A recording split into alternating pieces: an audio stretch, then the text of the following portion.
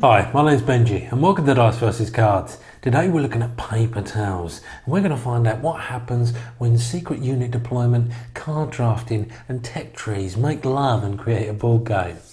And by extension to that point, we find out if all of those disparate parts can come together in what is largely a lightweight title and hit the right notes.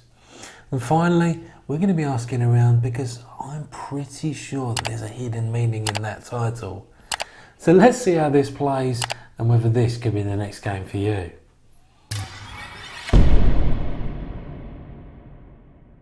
So the object of the game is to be the player with the most points after 4 rounds of play. You're going to be given 5 cards that you start the game with that you're going to then draft with the other players. There are 5 building cards you can build and upgrade that are going to give you passive benefits throughout the game, and each player also starts with 3 gold. Each player will then simultaneously pick one of those cards and then pass the remaining to the player to their left or right. Depending on what round it is, it will tell you which way to go.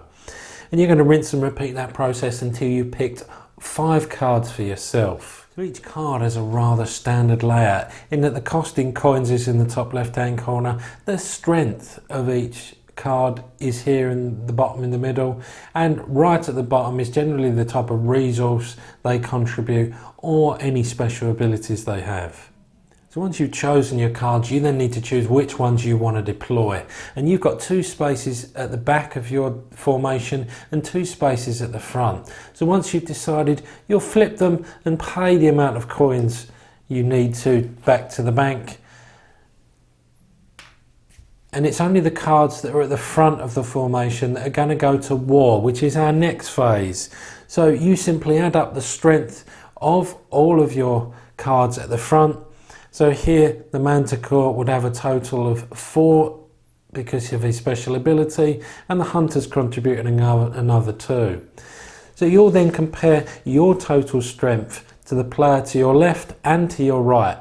And any of those that equal to or greater than the other players will get you 3 points here.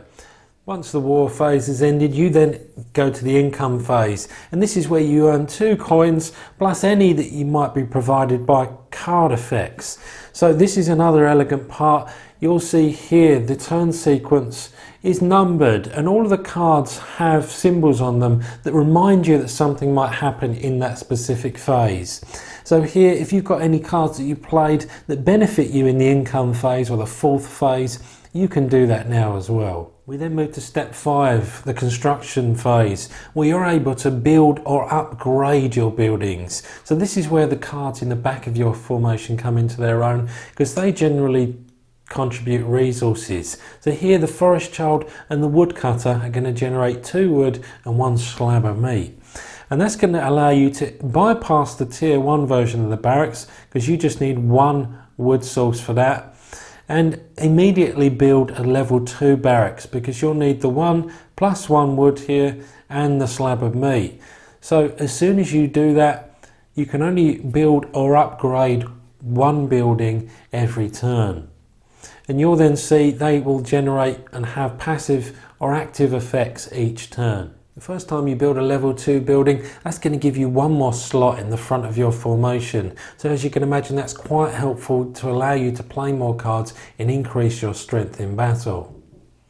So the final phase of the turn is the aging phase, because even after you paid for these cards, there is a cost, because you're going to place an aging card on them.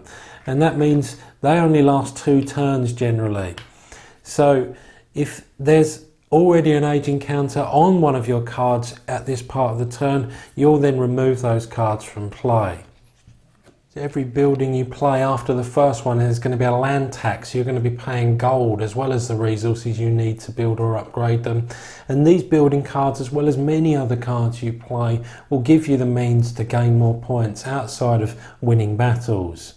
So you're going to rinse and repeat that process throughout 4 rounds of play, and then it's the player with the most points at the end of the game that's the winner. So that's how this game plays. What did I think of it?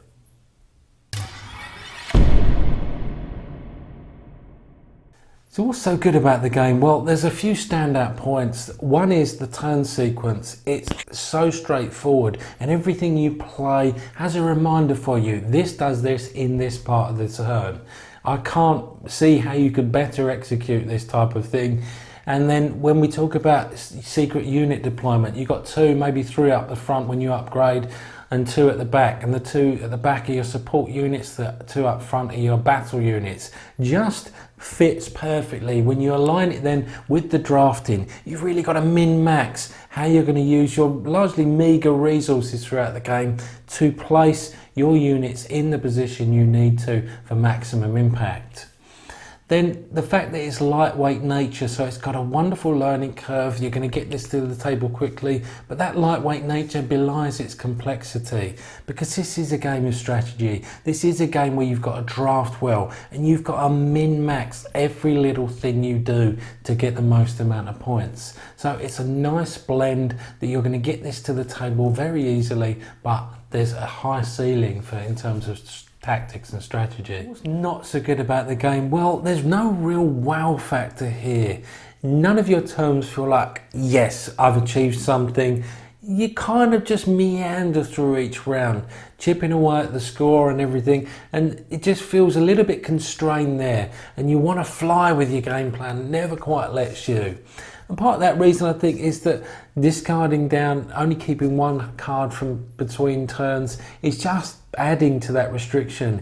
Why can't you set aside cards and think, you know what, I'm going to build this engine. I only got 4 turns anyway. It's not a particularly long game, so ramping isn't really a successful technique for winning. Why can't I just keep the cards I want? If I want to lay fallow, if you like, on a turn and then go off the next turn, why can't I? So I think there were some artificial restrictions put on this going to the next level of gameplay. So when all's said and done, we have to give praise to the fact that this is a lightweight game that really does mask its complexity. It's got a wonderful learning curve. It could be a teaching game in so many ways. And so bravo for that execution. And also the disparate mechanics, do come together. This is a smooth game. This is a turn sequence that absolutely works. But unfortunately, the net result is more hit than miss, but there are some misses in there. So with all that being said, Dice vs Cards is going to give a final score of 7+. I wanted to give it an 8, but that lack of wow factor is the main reason why I didn't. However, that's it from me. I'll see you next time. So after exhaustive research about that title, all I could come up with was that it was an anagram of pear plates. I'm not sure there's anything to that.